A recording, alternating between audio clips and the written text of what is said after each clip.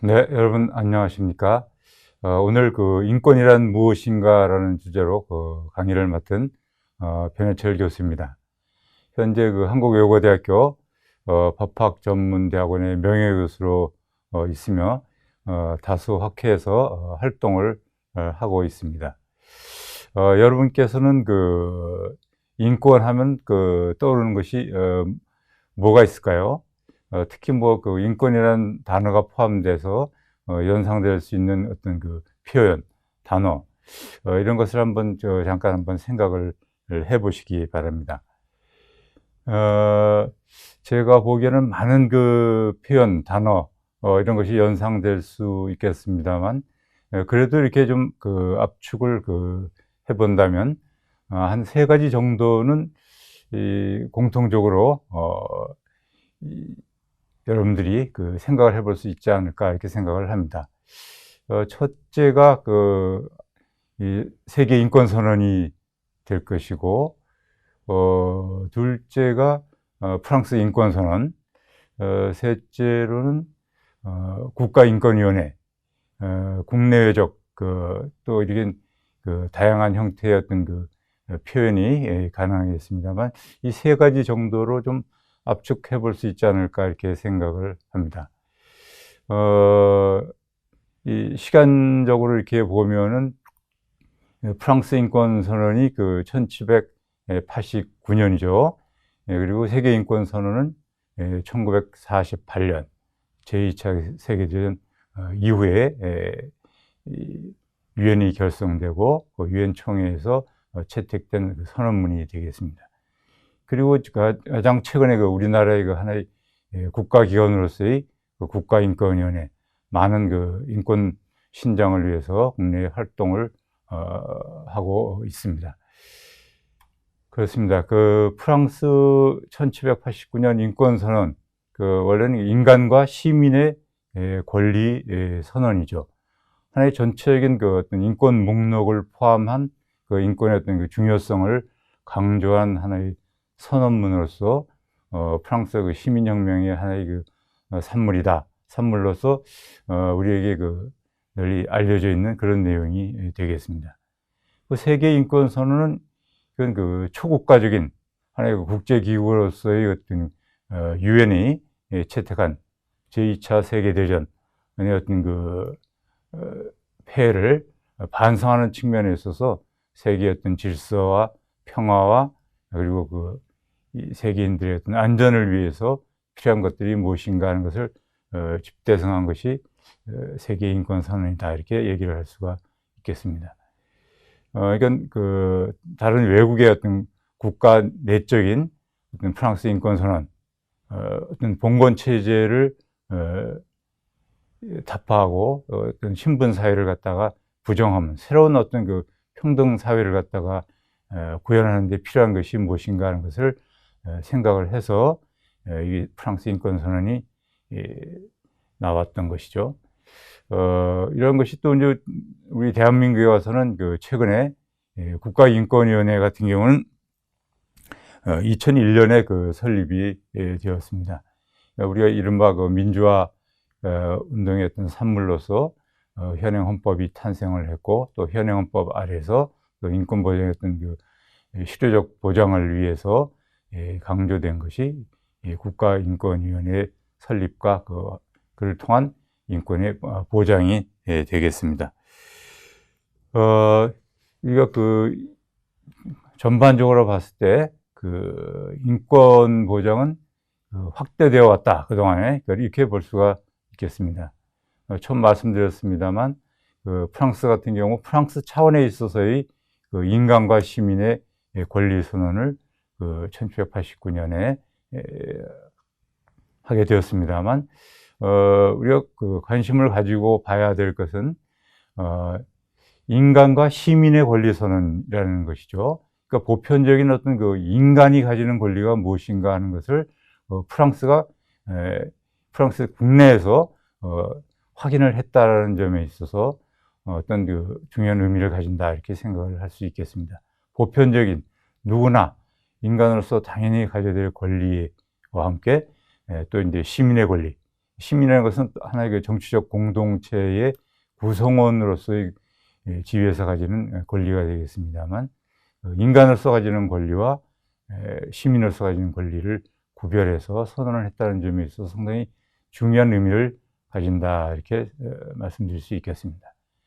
이런 것이 그 1945년 그 유엔 설립, 유엔 헌장 1조 3호에서 모든 사람의 인권 및 기본적 자유에 대한 존중을 촉진하고 장려하기 위해서 이런 그 유엔회의를 결성한다는 어떤 그 목적과 관련해서 확인을 해주고 있습니다만, 이어서 1948년 12월 13일 세계인권선언에서는 그 당시 유엔 가입국 58개국 중에서 48개국이 찬성을 해서 채택을 했습니다만, 그 어떤 인류의 평화 공존을 위해서 필요한 인권이 글자 그대로 세계적 차원에 있어서 초국가적으로 선언되었던 그런 그 하나의 선언문이다, 이렇게 말씀드릴 수가 있겠습니다.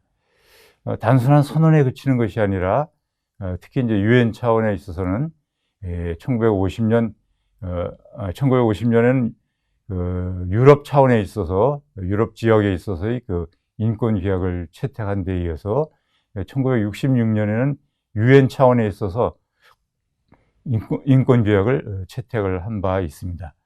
이른바 A 규약, B 규약이 되겠습니다만, 그리고 이제 이렇게 이제 점점 확대되어 나가는 경향을 보이고 있고, 최근에 와서는 특히 이런 것이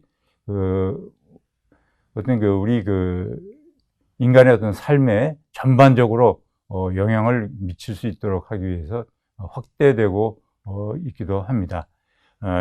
가장 최근의 것이 유엔 차원에 있어서 유엔의 어떤 기업과 인권에 관한 이행 원칙 및 다국적 기업 가이드라인을 제정한 바가 있습니다. 이 원칙 및 가이드라인은 특히 이제 개발도상국에 있어서 아동의 노동이라든가 강제 노동, 열악한 노동 환경 등 글로벌 기업의 인권 침해 사례가 알려지면서 비용 최소화를 위해서 열악한 규제 환경 및 노동 환경에 머물고 있는 개발도상국 소재 사업자를 협력사로 선택하는 글로벌 기업 활동에 대한 규제에 대한 필요성이 인정되어서 이런 가이드라인이 나오게 되었습니다. 이에 따라서 유럽 일부 국가에서는 이런 것을 국내법으로 수용을 하는 그런 현상도 보이고 있습니다. 영국 같은 경우는 2015년에 현대판 노예 방지법을 제정을 했고, 프랑스 같은 경우도 2017년에 인권실사법 등을 제정해서 이런 EU 및 회원국 차원에서의 글로벌 공급망에 대한 인권실사 의무화를 법제화하고 있습니다. 우리 경우는 뒤에서 살펴보겠습니다만, 아직 입법 발의는 되어 있습니다만, 역시 아직 법제화되지는 못하고 있는 그런 실정입니다. 기업에까지 인권의 존중에 대한 책임과 국가의 인권 보호 의무를 확인하기 위한 차원이다, 이렇게 말씀드릴 수가 있겠습니다. 네, 대한민국 역사상에 있어서 처음 인권이라는 단어가 현대 국가에 와서 수용된 것은 1962년 헌법 제8조를 신설하면서부터이다, 이렇게 말씀드릴 수 있겠습니다. 모든 국민은 인간으로서의 존엄과 가치를 가지며 이를 위하여 국가는 국민의 기본적 인권을 최대한으로 보장할 의무를 진다라는 규정을 1962년 헌법에 개정 시에 신설한 바가 있습니다. 그러니까 성문 헌법상으로 인권이라는 단어가 처음 수용된 것은 이때부터이다, 이렇게 말씀드릴 수가 있겠습니다. 그 이후 어떤 인권 보장의 어떤 신장과 또 후퇴가 된 어떤 시기를 거쳐서 1987년 우리 현행헌법의 개정으로 이르게 되었죠. 그리고 우리는 어떤 국내법적인 측면에 있어서의 어떤 인권 보장에 만족하지 않고 이것을 좀 더 확대해야 되겠다. 즉 국제적인 어떤 감시와 비판을 통해서 국내적인 인권을 더욱 신장하도록 해야 되겠다는 측면이 있어서 1990년 유엔 인권 협약 내진 규약에 가입을 하게 되었고, 그 이후 다양한 인권 관련 국제 조약에 가입을 한 바 있습니다. 그리고 2001년에 와서는 국가인권위원회법을 제정해서 인권위원회를 설치를 하고 어떤 구체적인 인권보장 활동에 들어갔다, 이렇게 말씀드릴 수가 있겠네요. 1987년 헌법의 가장 큰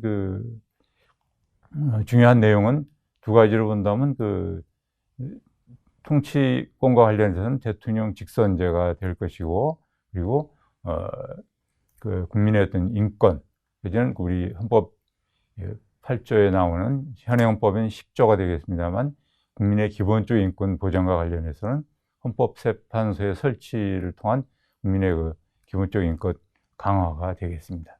거기에 추가해서 보편적 개념으로 쓰였던 인권을 갖다가 보장한다는 측면에 있어서 국가인권위원회를 설치를 했다, 이렇게 이해를 하시면 되겠습니다. 그리고 이런 거기에 그친 것이 아니라 이런 전체적인 어떤 파급 효과를 확산하기 위해서 각 다양한 영역에 있어서의 인권 보장 그물망을 촘촘히 갖춰가고 있다, 이렇게 말씀드릴 수가 있겠네요. 우리 대학인들이 관계되는 어떤 고등교육과 관련해서는 고등교육법에 인권센터의 어떤 설치와 관련된 그런 부분들이 강조가 되었고요. 물론 최근의 일입니다만 고등교육법 19조의 3을 갖다가 신설한 것이 2021년입니다. 잠깐 인용을 해보면, 학교는 교직원, 학생 등 학교 구성원의 인권 보호 및 권익 향상과 성희롱, 성폭력 피해 예방 및 대응을 위하여 인권센터를 설치 운영해야 한다, 이렇게 규정을 한 바가 있고, 우리 사이버 외국어대학교 같은 경우도 학칙 제56조 2의 1을 반영해서 학칙을 개정을 한 바가 있습니다. 또 가장 최근에는 군의 영역, 군인권보호관 및 군인권위원회, 인권보호위원회 및 군인권침해의 조사, 구제와 관련해서 국가인권위원회법을 개정을 한 바가 있습니다. 2022년 1월 4일자가 되겠습니다만, 그리고 아까 말씀드렸다시피 기업의 어떤 인권보장 책무를 강화하기 위한 측면에 있어서 그런 이런 공급망에 있어서 인권보장과 관련된 국내법을 제정을 지금 시도를 하고 있는 단계다, 이렇게 말씀드릴 수가 있겠네요. 왜 이렇게 각 국가 내지는 국가 사회는 인권 보장을 이렇게 강조를 하고 있는가, 인권이 도대체 어떤 의미를 가지는가 하는 점을 한번 살펴보도록 하겠습니다. 우리 역사상 인간의 권리라는 단어를 처음 사용했던 프랑스 인권선언 전문을 보면 굉장히 명확하게 표현되고 있습니다. 인권선언 전문에 보면 인권에 대한 무지, 망각, 경시가 공공의 불행과 정부의 부패를 초래하는 유일한 원인이다 라고 강조를 하고 있습니다. 또한 1948년 유엔 인권선언 전문에서도 이를 거듭 확인을 해주고 있습니다만, 인용을 해보면 모든 인류 구성원의 천부의 존엄성과 동등하고 양도할 수 없는 권리를 인정하는 것이 세계의 자유, 정의 및 평화의 기초라는 측면, 그리고 인간이 폭정과 억압에 대항하는 마지막 수단으로서 반란을 일으키도록 강요받지 않으려면 법에 의한 통치에 의하여 인권이 보호되어야 하는 것이 필수적이며 국가 간의 우호 관계의 발전을 충족하는 것이 필수적이다라는 점을 밝히고 있습니다. 그러니까 인권의 중요성과 관련해서 이렇게 확인을 해봤습니다만, 좀 더 설명을 해드리면, 그래서 이런 측면에 있어서 유엔은 유엔의 회원국들은 유엔과 협력해서 인권과 기본적 자유의 보편적 존중과 준수를 증진할 것을 스스로 서약하였으며, 이러한 권리와 자유에 대한 공통의 이해가 이 서약의 완전한 이행을 위해서 가장 중요하다. 공통의 이해가 필요하다는 얘기가 되겠습니다. 공통의 이해. 그러니까 인간의 권리라는 것이 인권, 인간의 권리, 인간으로서 당연히 가지는 권리가 무엇인가라는 점이 하나의 또 중요한 핵심 과제로 떠오르게 됩니다. 인간을 어떻게 이해할 것인가? 거기서 인정될 수 있는 당연히 가지는 권리라는 것은 구체적으로 무엇인가? 굉장히 인권이라는 단어가 굉장히 추상적인 표현이 되겠습니다. 인간, 권리, 여기에 대한 어떤 구체화가 필요하다, 이렇게 말씀드릴 수가 있겠네요. 그죠? 인간의 어떤 보편적인 개념이다, 이렇게 말씀드렸습니다만, 인간을 어떻게 정의 내리느냐에 따라서 어떤 권리의 어떤 범위 자체도, 또 인권의 어떤 주체가 범위가 지어질 것이고, 또 그 권리의 내용도 구체화될 수 있을 것이다, 이렇게 생각을 합니다. 일단 말씀드릴 수 있는 것은 우리가 아주 우리 상상을 해보자면 혼자서 무인도에 표류를 했다. 다른 어떤 생명체하고 같이 공존할 수 있겠습니다만, 인간과 뭔가 동물과 구별되어진다라고 했을 때, 인간은 혼자 표류했다면 혼자 유일한 인간이 되겠죠. 거기서는 인권의 문제가 크게 문제가 되지는 않을 거라고 생각을 합니다. 부연 설명을 하자면은, 인간이라는 것 자체가, 인권이 문제가 된 것은 인간과 인간이 같이 공존할 때 문제가 된다, 이렇게 말씀드릴 수가 있겠습니다. 그래서 인간의 개념을 사회 속에, 하나의 공동체 내에서의 인간의 개념이다, 이렇게 좀 범위를 일단 좁혀 볼 수가 있겠네요. 그죠? 네. 그렇습니다. 인간, 사회 속에, 하나의 공동체 속에 인간으로서의 어떤 존엄과 가치를 가지는 개별적인 독립체다, 인격 주체다. 이렇게 이 표현 또한 약간 추상적일 수 있겠습니다만, 공동체라는 개념이 전제가 된 그 안에 한 구성원으로서의 인간의 어떤 주체성이 인정되고, 그에 따른 존엄과 가치 및 그에 기초한 권리에 대한 인정이다. 이렇게 일단은 정의를 내려볼 수가 있겠습니다. 인권 보장에 의해 프랑스 인권 선언에 있어서도 밝히고 있다시피 인권에 대한 무지, 망각, 경시, 즉 공동체 구성원인 인간의 어떤 지구 공동체라도 할 수 있겠고, 내지는 국가의 내적인 어떤 공동체, 정치적 공동체가 전제가 될 수 있겠습니다만, 그 공동체한 인권에 대한 무지, 망각, 경시가 공공의 불행과 정부의 부패를 초래하는 유일한 원인이다, 이렇게 밝히고 있어요. 그죠? 그러니까 정부라는 것 자체가 어떤 공동체의 어떤 바탕을 둔 하나의 권력체다, 권력기구다, 이렇게 설명을 할 수 있겠습니다만, 그런 것이 기본이 인권에 대한 존중이 바탕이 될 때 이런 것이 정상적으로 성립될 수 있다는 것을 전제로 하고 있다, 이렇게 말씀드릴 수가 있겠습니다. 그것이 이제 지구촌 사회에 있어서 초국가적인 차원에 있어서 유엔 인권 선언이 채택되었고, 그런 것이 거듭 강조된 것이 유엔 인권 규약이다, 이렇게 말씀드릴 수 있겠네요. 그 의미는 뒤에 보충적으로 말씀을 드리도록 하겠습니다. 인간으로서 당연히 가지는 권리, 공동체 구성원으로서의 인간으로서 당연히 가지는 권리가 무엇인가 라는 점을 1789년 프랑스 인간과 시민의 권리 선언에 있어서 인간은 자유롭고 평등하게 태어나며 존재한다. 그러니까 어떤 신분 사회를 갖다가 부정하는 것이죠, 그죠? 태어나면서부터 주어진 것이 아니라 그 이전부터 자연스럽게 혼자 어떤 인격 주체로서 태어나서 평등하게 생존한다는 그런 의미가 되겠습니다. 2조에서는 조금 구체적으로 밝히고 있어요. 이러한 자연의 인간의 권리는 자연적이고 소멸되지 않는다. 인권의 권리의 어떤 성격을 이렇게 확인을 해주고 있고요.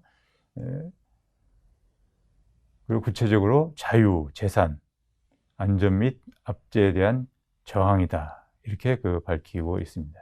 이 자유 굉장히 포괄적인 개념이 되겠습니다만, 그래서 이제 구체적으로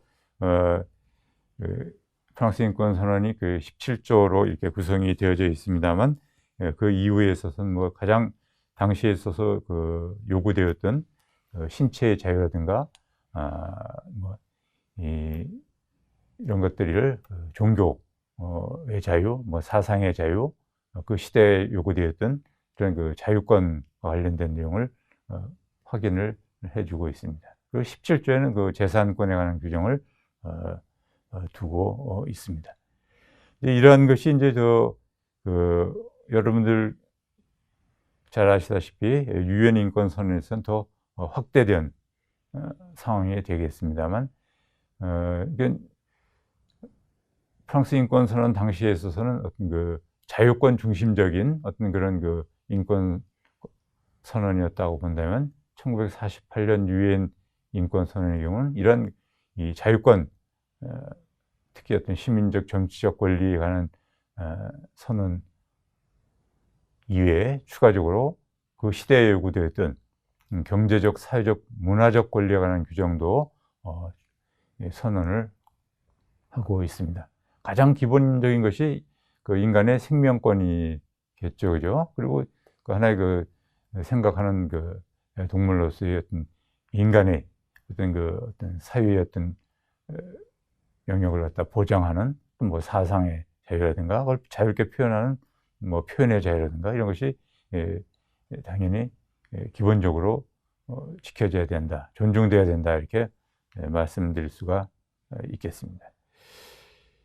거기에 이제 추가적으로 이런 여기 여러분들이 자료에 보면 나와 있겠습니다만, 쭉 잠깐 인용을 해보면, 노예제도를 금지하고 고문 금지, 법 앞에 인간으로 인정받을 권리, 평등권, 재판을 받을 권리, 무죄 추정의 원칙, 사생활 보호, 거주 이전의 자유, 망명권, 국적을 가질 권리, 혼인과 가정을 가질 권리, 재산권, 사상 영신 및 종교의 자유, 표현의 자유, 평화적 집회 및 결사의 자유, 참정권 및 공무단위권, 이런 고전적인 전통적인 자유권과 참정권에 이어서 또 이런 사회적, 문화적, 경제적 권리를 갖다가 보장을 선언을 하고 있습니다. 사회 보장을 받을 권리 및 자신의 존엄과 인격의 자유로운 발전에 불가결한 경제적, 사회적 및 문화적 권리들을 실현할 권리를 가진다. 네.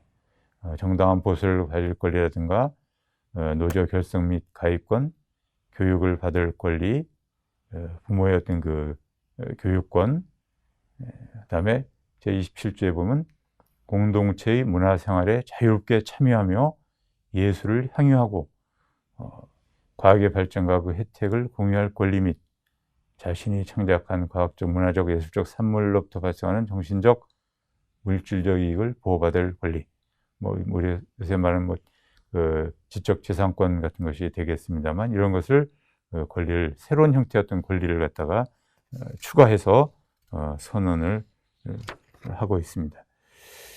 그렇다면 우리의 경우 여전히 의문이 드는 것이, 그럼 국내에서는 어떠한 권리를 갖다가 인간의 권리로서 보장을 하고 있는가라는 것이 되겠습니다. 1차적으로 봤을 때. 이 실정법적으로 정의 내리고 있습니다. 국가인권위원회법 제2조 제1호에 보면 인권이란 대한민국 헌법 및 법률에서 보장하거나 대한민국이 가입 비준한 국제인권조약 및 국제관습법에서 인정하는 인간으로서의 존엄과 가치 및 자유와 권리를 인권이라고 이렇게 정의를 내리고 있습니다. 하나씩 나누어서 우리가 살펴보자면 헌법이 보장하는 기본적 인권 그렇습니다. 우리 헌법 제10조에서부터 쭉 36조 그리고 37조 1항까지 국민의 기본권 국민의 물론 기본권이라는 단어는 쓰고 있지 않습니다. 기본적 인권이라는 단어와 함께 국민의 권리, 자유와 권리 이렇게 표현을 하고 있습니다만 제10조의 인간의 존엄과 가치, 존중, 행복 추구권, 11조의 평등권, 12조 이하에서 했던 신체 자유부터 해서 이 고전적 전통적인 자유권 이외에 또 사회적, 문화적, 경제적 권리를 규정을 하고 있죠. 그죠? 근로 3권, 인간다운 생활할 권리, 사회보장 수급권, 환경권, 혼인과 가족 및 보건에 관한 권리 등을 규정을 하고 있습니다. 헌법이 보장하는 기본적 인권이다. 이렇게 말씀드릴 수 있겠습니다. 물론 우리 헌법 이 외에도 이 헌법에 열거되지 아니한 자유와 권리도 보장을 하고 있습니다. 열거되지 아니한 자유와 권리. 물론 우리 유권 해석 기관인 헌법재판소가 어떠한 것이 열거되지 아니한 자유와 권리인가 하는 것을 확인을 해오고 있습니다. 두 번째로 보는 것이 법률에서 보장한 권리가 되겠습니다. 예를 들면 아동 청소년의 성보호에 관한 법률에 근거한 아동 청소년의 성보호에 관한 권리, 그렇죠? 그리고 남녀 고용 평등과 가정 양립 지원에 관한 법률에 근거한 남녀 고용 평등권. 물론 헌법상으로도 이런 성별에 따른 어떤 차별 금지를 하고 있습니다만 법률에서 거듭 그걸 구체화하고 있다 이렇게 말씀드릴 수가 있겠습니다.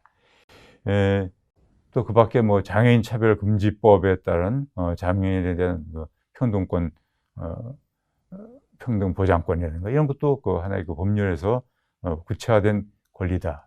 물론 헌법과 함께 중복되는 어떤 의미가 있기는 합니다만 거듭 구체적으로 확인을 해주고 있다는 데에서 의미가 있다 말씀드릴 수 있겠네요. 그죠? 국제인권조약에서 인정하는 권리, 그러면 유엔 인권규약상의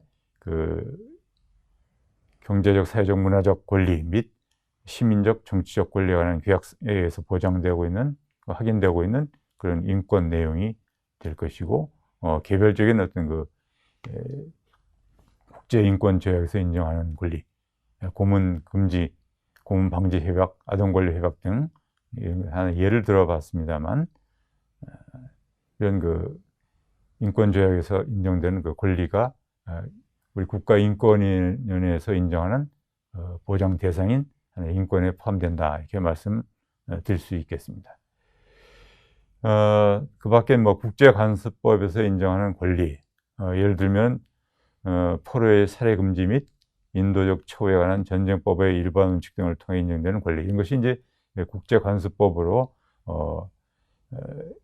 인정되고 있는 하나의 국제 규범이 될 것이고, 그로부터 그에 근거한 일정한 권리를 우리가 보장하는 한 인권의 대상으로 확인을 해볼 수가 있겠습니다.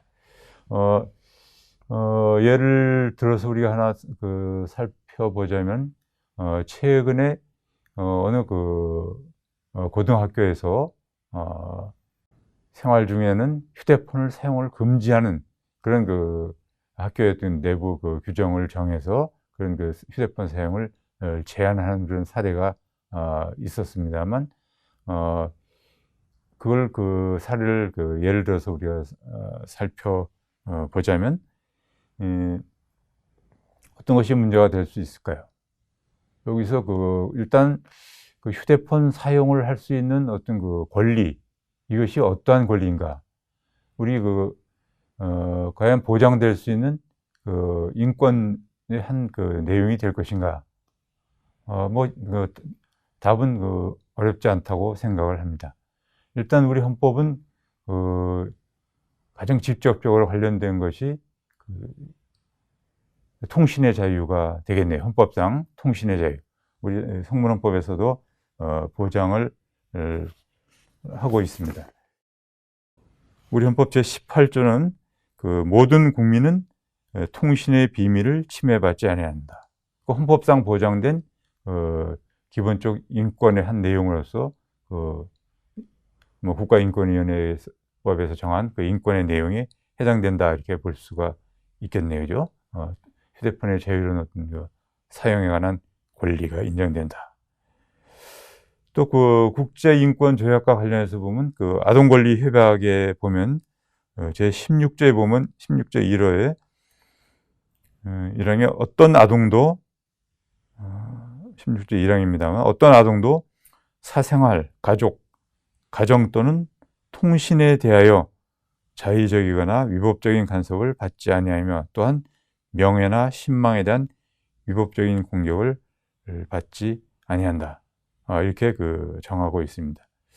일단 직접적인 근거가 되는 것이 우리 헌법 18조하고 아동권리 협약 제16조 제1항이 되겠네요. 통신의 자유에 대해서.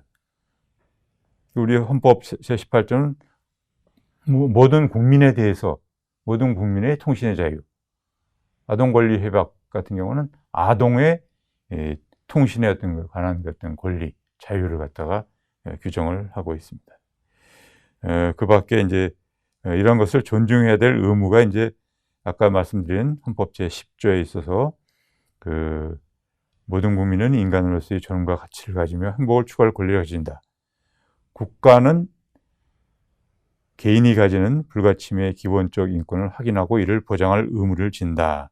이렇게 규정을 하고 있죠. 그죠? 이를 좀 더 구체화한 것이 교육기본법이 되겠습니다만, 교육기본법 제12조 제1항에 보면 학생을 포함한 학습자의 기본적 인권은 학교 교육 또는 사회교육의 과정에서 존중되고 보호된다. 이렇게 규정을 하고 있습니다.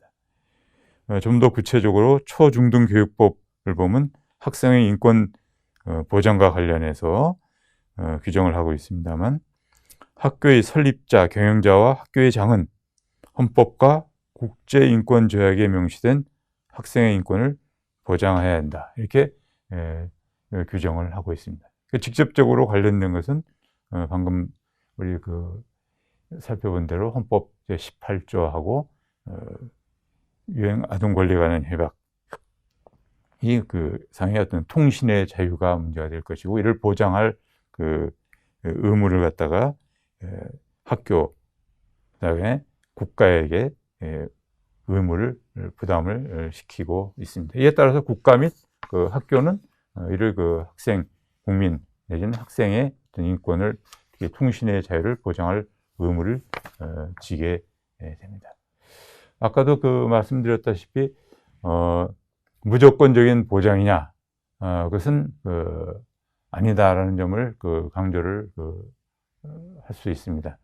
사회 속에서의 어떤 인간이다, 어떤 공동체 내에서의 구성원으로서의 인간의 개념을 어떤 상정을 하고 있다. 지금 무슨 얘기입니까? 타인도 또한 하나의 독립된 인격 주체로서의 인간이다라는 점이죠. 그래서 타인의 어떤 인권을 동시에 보장을 어떻게 균형과 균형을 이루면서, 균형과 조화를 이루면서 보장할 것이냐 하는 것이 우리 어떤 사회의 문제이고, 그것을 각 국가기관들이 내지는 국민과의 어떤 소통을 통해서, 내지는 하나의 대의기관을 통해서, 국민의 어떤 대의기관을 통해서 형성을 해나간다. 이렇게 말씀을 드릴 수가 있겠습니다. 그러니까 이 방금 살펴본 휴대폰 관련된 그 사례에서 보면 그 학교는 그 학교의 어떤 내부 규범으로서 학교 자체 내의 어떤 그 법규범이 되겠습니다만 이런 그 규정을 통해서 그 타인의 즉 다른 학생의 어떤 그 학습권을 보장을 하고 그렇죠? 다른 학생의 학습권과 또 교사도 교사의 수업권도 동시에 보장을 해야 되겠죠, 그죠?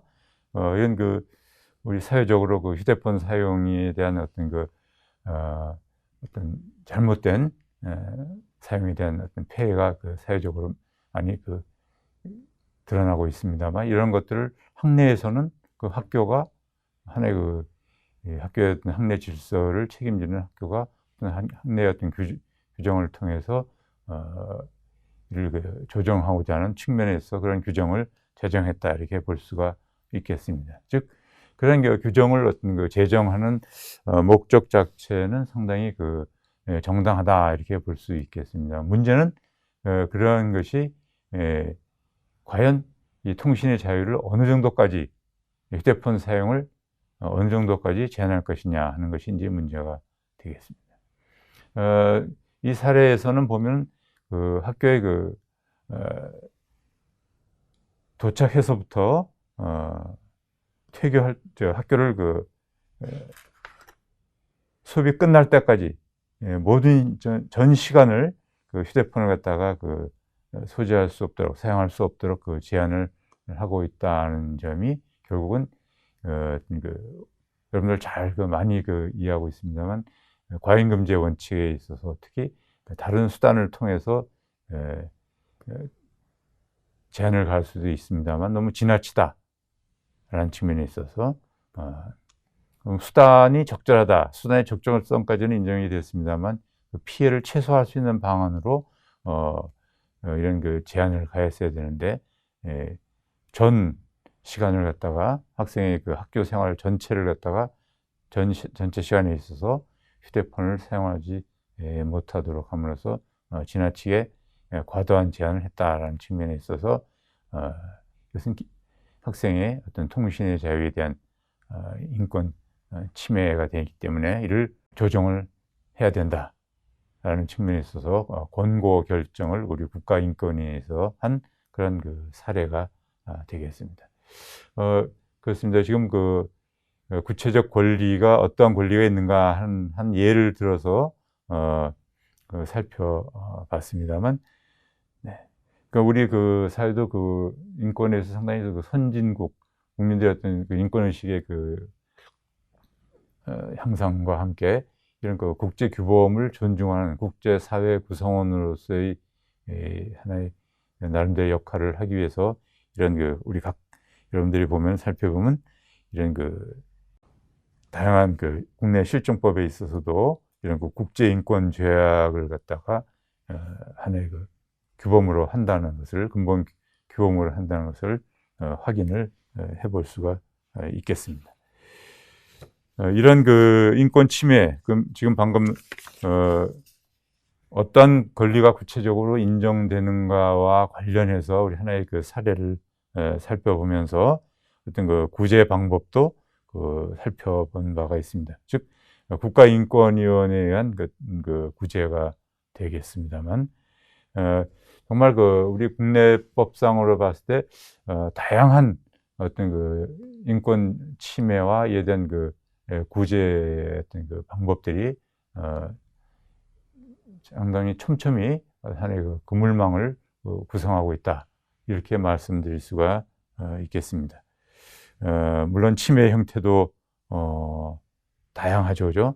가정, 가정 폭력 같은 것도 문제가 될 것이고, 그다음에 직장 생활, 직장에 있어서의 요새 말하는 무슨 갑질 문제도 그럴 것이고, 국가 차원에 있어서도 어떤 공권력 행사와 관련해서도 그렇고, 굉장히 공권력의 어떤 오남용과 관련된 그런 사례들, 침해 형태도 다양하고 거기에 따른 구제 방법도 굉장히 다양하다 이렇게 말씀을 드릴 수가 있겠습니다. 우리 헌법상 여러분들이 잘 아시겠습니다만 우리가 이런 어떤 구체적인 인권 침해의 어떤 그 의심이 있는 경우, 또 침해되었다고 주장하는 경우, 크게 봐서 두 가지 어떤 그 형태로 접근을 해볼 수가 있습니다. 침해의 주체가 누군가와 관련해서 일단 생각을 해보면, 일단 공권력 행사 또는 불행사로 인해서 국민의 그 기본권이 침해되었다고 주장하는 경우는 우리가 주로 의존하는 것이 헌법재판 중에서 헌법소원심판이 되겠습니다. 공권력 행사, 불행사로 인해서 공권력이 전제가 되는 것이죠. 그죠? 과연 그것이 공권력의 행사 또는 불행사인가 하는 것부터 해서 요건을 따져서 헌법소원심판을 진행을 하게 되겠습니다만, 헌법소원에 있어서는 보장 대상이 일차적으로 범위가 제한되어 있습니다. 즉, 국민의 헌법상의 기본권만이 대상이다. 기본권, 헌법상의 권리만이 대상이다. 거기에 비해서 아까 우리가 국가인권위원회 법상의 어떤 인권의 개념에 있어서는 법률상의 권리도 포함되어 있죠. 그죠? 즉, 법률상의 권리는 헌법재판소법에 따른 헌법소원심판의 대상이 되지 않는다라는 점이 되겠습니다. 즉, 국가인권위원회에 의한 구제가 좀 더 포괄적이고 광범위하다. 일단 이렇게 우리가 쉽게 생각을 해볼 수가 있겠습니다. 네. 헌법재판소에 의한 구제, 기본권 침해에 대한 구제는 이건 하나의 사법적 구제 방법의 하나가 되겠습니다. 그죠? 그 이외에 어떤 법률상의 헌법상의 권리나 법률상의 권리 침해와 관련해서는 우리 일반 법원이 또한 사법적 절차를 통해서 구제를 할 수가 있겠습니다. 공권력의 행사, 불행사, 헌법재판만 있는 것이 아니고요. 행정소송을 통해서도 구제를 받을 수가 있겠습니다. 일반 법원에 의해서 민사상 불법 행위에 의한 어떤 손해배상 청구라든가 또는 형사상의 어떤 고소 고발을 통한 형사 책임에 대한 을 묻는다든가 하는 걸 통해서 기본권 구제의 방법, 기본권 내지는 다양한 인권 침해를 구제를 받을 수가 있겠습니다. 여러분들도 잘 아시다시피 사립 특히 이제 우리나라에 많은 종립 학교들이 있습니다. 초중 고등학교, 대학교까지 이렇게 다양한 형태로 존재를 하고 있습니다만, 그와 관련해서도 종립학교의 어떤 종교의 자유, 그죠? 선교의 자유가 되겠습니다만, 학생의 어떤 이런 학습권과의 어떤 문제, 이런 것이 충돌하는 경우가 있었죠. 그죠? 이에 대해서도 우리 대법원은 이 양자가 조화를 이룰 것을 요구를 하기도 했습니다. 네. 네. 종교교육, 무제한적인 종교교육은 허용되지 않는다라는 점이 되겠죠. 그죠? 특히 의무교육 과정에 있는 경우에 있어서는 학생의 어떤 선택권이 그 자체가 제한되고 있기 때문에 또 다른 어떤 학생의 어떤 학습권과 또 종교의 자유를 또 보장을 할 수 있는, 그렇죠? 다른 종교를 선택할 수 있는 자유와 무종교의 자유, 이런 것도 가지고 있기 때문에 이 양자 간의 어떤 조화하고 균형이 이루어질 수 있도록 학교가 학칙이라든가 이런 데서 반영을 해야 되겠죠. 그죠? 즉, 한계를 넘어설 경우는 이런 인권 침해가 될 수 있다. 이렇게 말씀을 드릴 수 있겠습니다. 공권력에 의한 기본권 침해의 경우는 헌법소원이나 이런 또 행정소송 이런 걸 통해서 구제를 받을 수가 있겠습니다만, 공권력 행사가 아닌 경우에 있어서는 민사상의 어떤 손해배상이라든가 형사상의 그 형사소송을 통한 어떤 구제를 받을 수가 있다, 이렇게 말씀드릴 수 있겠네요. 그죠? 이런 사법적 방법에 의한 구제 이전에 행정적 방법에 의한 구제가 가능하겠습니다만, 국가인권위원회를 통한 구제, 국민권익위원회를 통한 구제, 법률구조공단 등을 통한 구제, 법률구조공단을 통해서 구제보다는 구제에 대한 어떤 지원을 받는 차원이 되겠습니다만, 어쨌든 인권 침해되었을 경우 그것을 구제의 어떤 실효성을 보장한다는 측면에 있어서 나름대로의 어떤 중요한 의미를 가지고 있다, 이렇게 말씀드릴 수 있겠습니다. 국민권익위원회 같은 경우 행정심판이라든가 이런 것을 통해서 구제를, 소송까지 가기 전에 구제를 받을 수가 있겠습니다. 그죠? 국가인권위원회를 통한 구제, 물론 사법적 방법에 의한 구제와는 다른 측면이 있습니다만, 어떤 측면에서 다른가? 어떤 즉 행정적 방법이라는 것은 이 강제력이 없다는 겁니다. 그러니까 국가인권위원회가 아까 고등학교에서의 휴대폰 사용 제한과 관련된 해서 인권 침해 소지가 있기 때문에 이것을 학교에 관련된 규정 등을 개정을 해서 그걸 개선하라는 어떤 권고를 결정을 한 바가 있습니다만, 권고, 글자 그대로 권고입니다. 강제력이 없다는 얘기죠.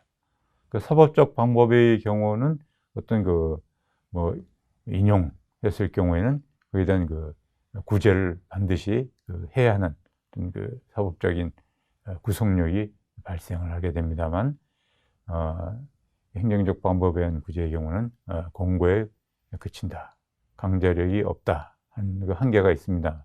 현실적으로 보면 국가인권위원회에서 어떤 인권 침해 소지가 있다는 것을 확인하고 권고를 하면 대체로 그걸 개선하는 것이 현실이다, 이렇게 말씀드릴 수가 있겠습니다. 그러니까 법적 구속력은 없습니다만 사실상의 어떤 구속력은 있다, 이렇게 말씀드릴 수 있겠습니다. 그만큼 이제 우리 사회가 나름대로 어떤 인권 선진국 반열에 있기 때문에 그렇다, 이렇게 말씀을 드릴 수가 있겠습니다. 이런 국내적 구제 방법이 있고, 국제적인 구제 방법은 상당히 제한적이다, 이렇게 볼 수가 있겠습니다. 유엔 인권 규약에 우리가 가입을 했습니다만, 어떤 법적인 의무는, 그걸 지킬 법적 의무는 있습니다만, 그 의무를 위반했을 때 강제할 수 있는 강제력이 국제 규범상 제한되어 있다, 이렇게 말씀을 드릴 수가 있겠네요. 그죠?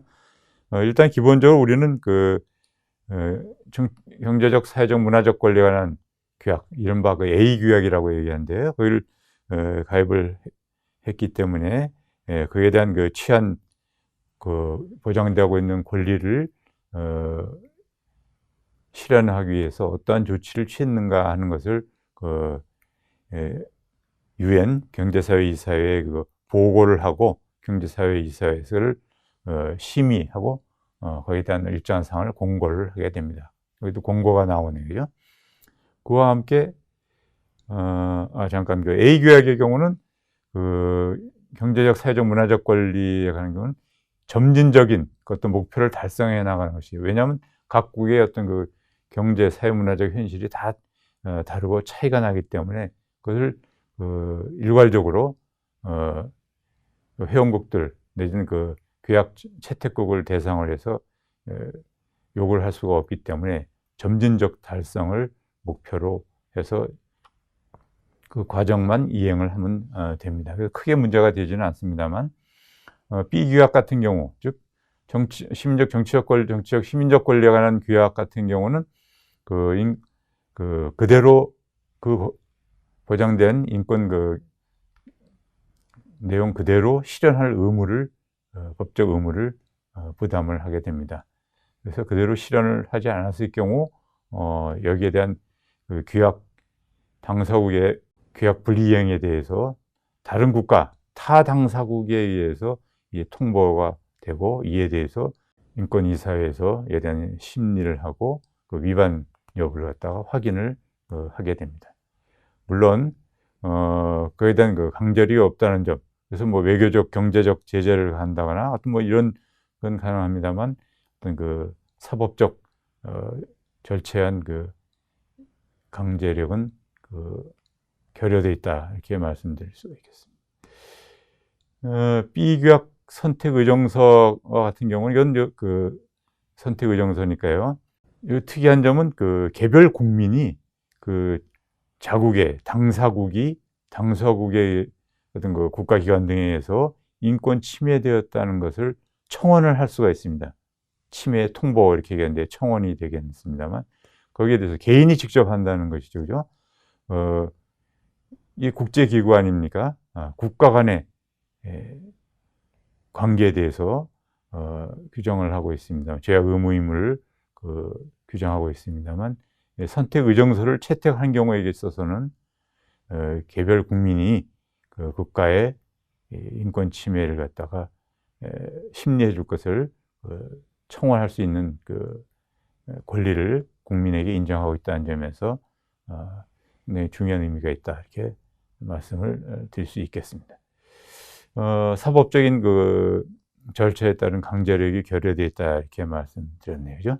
그래서 최근에 보면 국제연합 차원에서도 이런 그 사법적인 그 구속력 있는 이런 그 장치를 좀 둬야 되겠다라는 측면에 있어서 국제 그 유엔 인권재판소 설치된 그 움직임이 있습니다만 상당히 전 세계적으로 봤을 때 그 150개국 이상이 A규약 또는 B규약을 채택하고 있습니다만 상당히 국가 인권 보장 수준이 차이가 나기 때문에 그것을 강제할 수 있는 어떤 국제 인권재판소 설치가 상당히 갈 길이 멀어 보인다 이렇게 볼 수 있습니다. 여기에 비해서 그 유럽 같은 경우는 그 상당히 지금 현재 47개국 정도가 유럽 그 인권 규약에 가입을 하고 있습니다만 유럽 인권 규약을 50년에 채택을 하고 59년에 유럽 인권 재판소를 설치를 했습니다. 그래서 회원국들 가입한 그 당사국들은 그 인권 침해와 관련해서 문제가 되었을 경우 유럽 인권 재판소에서 사법적 절차에서 판결을 통해서 구제를 직접 해당 국민들이 받을 수가 있습니다. 받을 수가 있다는 얘기죠. 즉 가입 국가들은 거기 유럽인권재판소의 결정에 구속을 받는다 이렇게 설명을 드릴 수 있겠네요. 강제력이 있다. 그래서 이제 유럽 사회가 그만큼 하나의 그 인권과 관련해서 인권의 어떤 보편성과 관련해서 어느 정도의 그 공감대 내지는 인권 수준이 어느 정도의 그 공통 분모를 가지고 있다 이렇게 이해를 해볼 수가 있겠습니다. 그런 측면에 있어서 국제 연합 유엔 차원에서의 그 유엔 인권재판소의 설치 내지는 뭐 아시아 차원에서 있어서의 뭐 아시아 인권 선언 그리고 아시아 인권재판소의 설치 이것은 상당히 갈 길이 멀지 않나 이렇게 생각을 합니다. 다만 이제 방향성을 가지고 우리가 꾸준히 전진을 해 나가야 될 문제다 이렇게 강조를 해볼 수가 있겠습니다. 우리 헌법재판소 차원에 있어서 아시아의 헌법재판소 내지는 헌법재판을 담당하고 있는 기관들의 어떤 연합체가 성립이 되어 있습니다만 그것도 하나의 헌법재판과 관련된 국제기구이죠, 그죠? 이제 하나의 공통 분모를 형성하기 위해서 애를 많이 쓰고 있습니다만 이 또한 각국의 어떤 기본권에 대한 어떤 보장 수준, 인식부터 시작을 해서 보장 수준, 제도의 어떤 제도 구성의 어떤 그 문제라든가 이런 것과 관련해서 상당히 차이를 보이고 있습니다만, 매년 이렇게 그 모임을 통해서 그것을 이제 개선을 하기 위한 노력을 진행을 해나가고 있는 실정이다, 이렇게 말씀을 드릴 수 있겠습니다. 그렇습니다. 그 인권이라는 것 자체가 상당히 쉬운 문제는 아니라고 생각을 합니다. 우리가 아까 2001년 국가인권위원회법을 제정하고 국가인권위원회를 설치했다는 상당히 중요한 의미를 가진다, 이렇게 말씀드렸고, 우리 국민들의 인권 보장과 관련해서 한 단계 도약을 했다, 이렇게 말씀을 드린 바가 있습니다.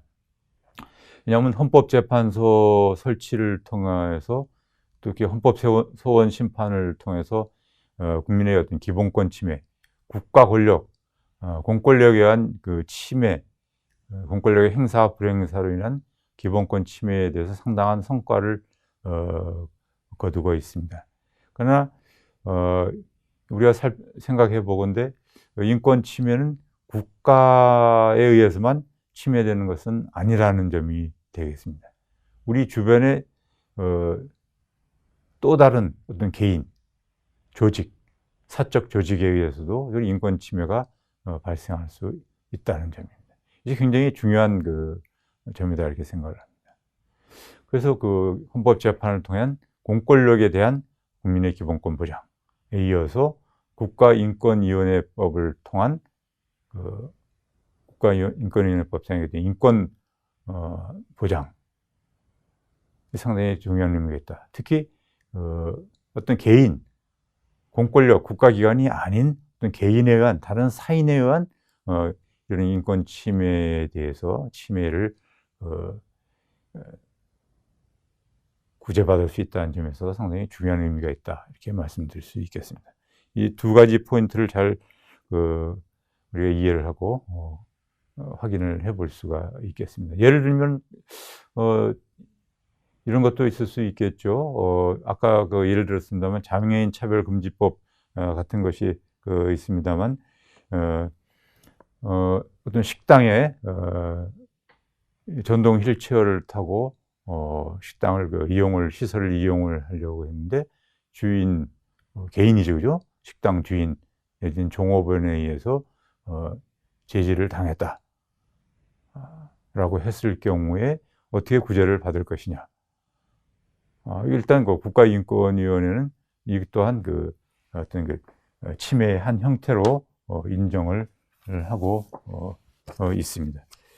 장애인 차별금지법, 장애인 차별금지 및 권리구제 등에 관한 법률이라는 것이 있습니다만, 거기 보면 제18조에 보면 18조 제2항에 보면 시설물의 소유 관리자는 보조견 및 장애인 보조기구 등을 시설물에 들여오거나 시설물에서 사용하는 것을 제한, 배제, 분리, 거부하여서는 아니 된다, 이렇게 규정을 하고 있습니다. 시설물에 대한 접근 이용권이, 이용에 있어서의 차별금지, 평등권이 보장되어야 된다는 그런 얘기가 되겠습니다. 즉, 장애인 보조기구는 장애인의 신체의 일부다, 이렇게 판단을 하고 있습니다. 그래서 이런 신체 일부로 여겨지는 장애 보조기구를 사용하는 것을 제한, 배제, 분리, 거부한다는 것은 대한 하나의 차별이다, 이렇게 보는 것이죠, 그죠? 물론 여기도 이제 이러한 필요한 범위 내에서, 식당을 예를 들었으니까 식당의 어떤 사용 공간의 어떤 범위 내에서 남용이 되지 않도록 이런 권리 행사를 해야 되는 것이 전제가 되어야 되겠습니다, 그죠? 이런 사건도 우리 주변에서 흔히 발생할 수 있는 하나의 사건이다. 사인에 의한 이런 인권 침해가 있을 수 있다. 즉, 국가 권력만이 침해하는 가능성이 있는 것이 아니라 개인도 침해할 수 있다는 점을 우리가 생각을 하면서, 이 타인, 자신 및 타인의 인권을 존중해야 되겠다는 어떤 인권의식이 상당히 고취하는 것이 중요하다. 그런 측면에 있어서 그 인권에 대한 어떤 예방 교육 및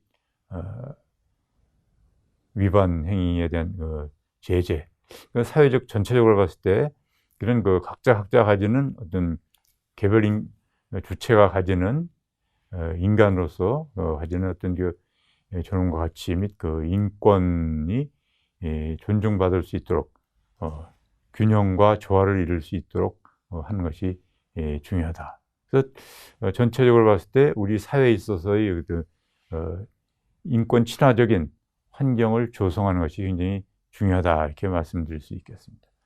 아까 식당 사례와 관련해서 살펴봤을 때도 식당을 하는 주인이나 점원의 경우도 일단 어떤 영업권 내지는 재산권에 대한 침해가 발생할 수 있다는 얘기죠, 그죠? 어떤 장인의 가지는 어떤 권리, 시설 이용권 자체가 남용되었을 경우는 타인의 어떤 식당 주인의 재산권이나 영업권이 침해될 수 있다는 점을 생각을 하면서 어떻게 하면 이것이 각자 다른 개별 인격 주체가 공존할 수 있을 것인가 하는 점을 우리가 생각을 하면서 생활을 해야 되지 않을까, 이렇게 생각을 합니다. 그래서 자꾸 우리의 어떤 의식 속에 인권을 항상 반복적으로 우리가 강조를 하고 그것이 생활화될 수 있도록 하는 것이 중요하다, 이렇게 말씀을 드리면서 오늘의 강의를 마치도록 하겠습니다. 장시간 청취해 주셔서 감사합니다.